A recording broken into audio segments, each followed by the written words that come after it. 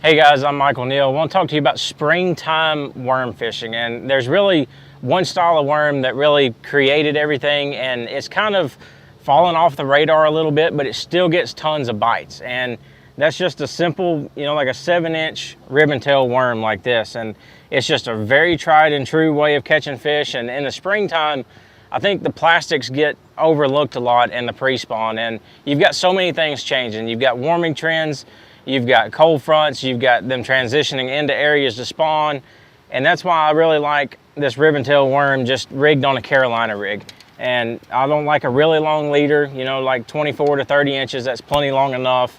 Some people get a little carried away with that, but I like a half to a 3/4 ounce weight for most of the time. And you look for the places that the fish are going to be moving into the spawning base, and they're not going to be way out deep most places. Most of the time what you're looking for is that 6 to 12 foot range in the pre-spawn. A lot of people get to fishing too deep when it's cold like that, but when they're looking to move up from their wintering places, that 6 to 12 foot range is really ideal, and the Carolina rig's a great way to catch them. It doesn't matter what the conditions are, if it's a warming trend, a cold front, or anything in between, a Carolina rig will still get bit, where a lot of hard baits seem to kind of be too temperamental to the fish. And with this, I like a longer rod with a Carolina rig. When you're throwing something with that leader, a longer rod is going to help you make good casts. And when you do make a good long cast and you get a bite, you need to be able to have the long rod to get a good hook set. So somewhere in that 7.4 to 7.6 range is what I like. A medium heavy worm and jig rod. It's really nothing too fancy as far as that goes, just something longer, medium heavy. You don't want it real stiff, but you don't want it too light either. And a good all-around line size for that, I like Sunline 16-pound line and fluorocarbon. With the fluorocarbon, you can feel the bites better. You're going to maintain contact with the bottom. You're going to know if you're fishing it too fast. You're going to know what the bottom composition is. And it's just going to be a great way to get bites with a Carolina rig in the pre-spawn. And then when those fish start transitioning up into the bays, into the pockets, into the backs of the creeks to start spawning, you can also still stick with a ribbon tail worm, but that's when I go with it weightless, totally weightless on a spinning rod. This is just rigged on a 3/0 Gamakatsu round bend offset worm hook. This is the 7-inch Baby B2 by Big Bite. And this is actually one of my favorite colors. It's tilapia. It's a green pumpkin base with blue and purple flake in it. Nothing real fancy, but a lot of guys like green pumpkin purple, a lot like green pumpkin blue. This just kind of adds the best of both worlds. And when they're spawning, you want something most of the time, almost all the time, with a really light weight. And you want it to fall very slowly. You want it to be very subtle. You don't want something that makes a whole lot of commotion, and you don't want something that makes a lot of splash when it hits the water. So when you're fishing this weightless, it's going to stay in the strike zone longer, and you're not going to spook those fish when it hits the bottom. And it's way too light to throw on a casting rod. So you're going to be using lighter tackle. This is a Denali N3 7-foot medium rod. That's what I like. I don't like a real long spinning rod, because when you're doing this, a lot of times you're up around the bank. You're not offshore. You're having to move around tree limbs, around docks, just around different things. And the shorter the rod, to a certain extent, the more accurate you're going to be. So 7 foot is what I like. Some guys like on down to a 6'10" or so, but somewhere in that range.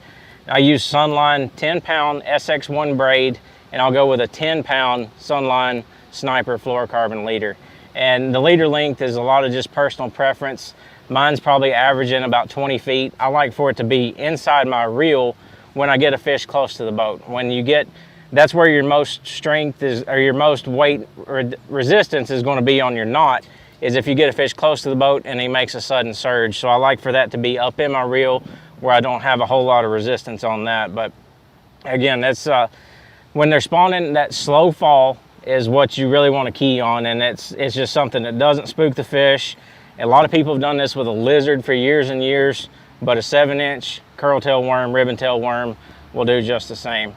And then when those fish start transitioning off of the beds, they're going to start moving out towards deeper water again and out towards their summertime places. So in the post-spawn, you're going to look again for those same places that you look for during the pre-spawn, the hard places, the channel turns, the secondary points back in creeks, the first deep water access that they're going to have coming off the beds. And the pre-spawn, you look for the last deep water access before they go, and then in the post-spawn, you look for the first deep water access where they're coming out. And you'll actually find places this time of year where you're going to catch both pre-spawn and post-spawn fish in the exact same places, making the exact same cast. And that's, again, when I'm going to go with this Carolina rig in the post-spawn. And it's really hard to beat a Carolina rig in the post-spawn because the fish, they kind of get in a little bit of a funk. They're not in a real feeding frenzy. They don't like moving baits a whole lot as soon as they come off the beds. They're kind of trying to recuperate. So something just dragging it real slow that you can maintain bottom contact, that's where you really want to look for. And just those, again, those transition areas, a Carolina rig, pre-spawn and post-spawn, and a weightless 7-inch ribbon tail worm during the spawn on a spinning rod. It's a little bit different, but springtime worm fishing can be really good, and there's a lot of ways to catch them, but 7-inch ribbon tail worm has been around for years and years. It's something that was in everybody's grandfather's tackle box, but a lot of guys don't have anymore. And anytime you can find one of those trends that the fish will still bite, give them something a little bit different that this age class of fish haven't seen, you're going to get some more bites.